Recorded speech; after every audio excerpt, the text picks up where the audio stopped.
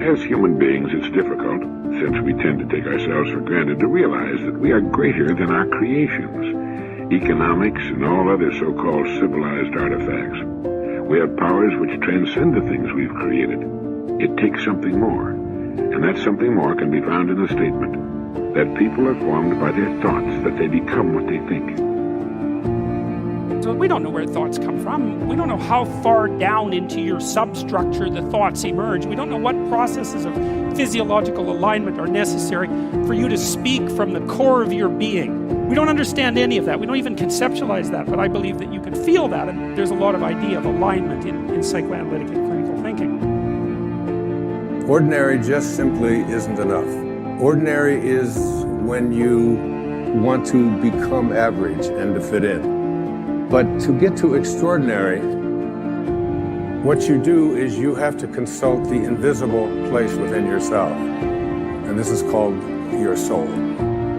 The ideal of the soul is space, immensity. The one thing your soul needs is to be free.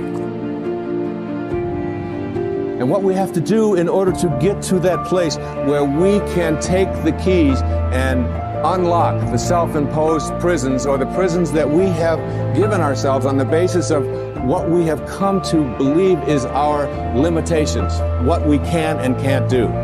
We have to let go of that. And I call it rewriting our agreement with reality. We literally have to make a whole new contract with what it is that I perceive to be what is possible for me. Look at developing ourselves spiritually, physically, and mentally. With respect to our spiritual development, this may be a major or a minor issue for you depending on your values and your goals. But I think it's very wise for you and me to look at the spiritual side of our lives and decide what growth we want to experience here. Come to your own decisions as to what it will take to nourish your spiritual nature. There's another Bible phrase that says, take care of the outside for people and take care of the inside for God. People look on the outside, and God looks on the inside. Not easy is the act of explaining the detailed workings of thought and destiny. Every karma produces twofold effect, one on the individual mind and the other on the world.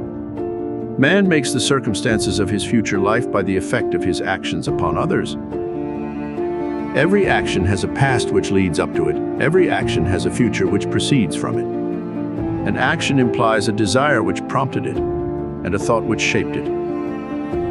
Each thought is a link in an endless chain of causes and effects, each effect becoming a cause, and each cause having been an effect. And each link in the endless chain is welded out of three components: desire, thought, and activity. A desire stimulates a thought. A thought embodies itself as an act. Act constitutes the web of destiny. Selfish coveting of the possessions of others, though never carried out into active cheating in the present, makes one a thief in a later earth life, while hatred and revenge, secretly cherished, are the seeds from which the murderer springs. So again, unselfish loving yields as harvest the philanthropist in the same, and every thought of compassion helps to build the tender and pitiful nature which belongs to one who is a friend to all creatures. Sage Vasishtha asks Rama to do Purushartha, or show the prowess of self-exertion.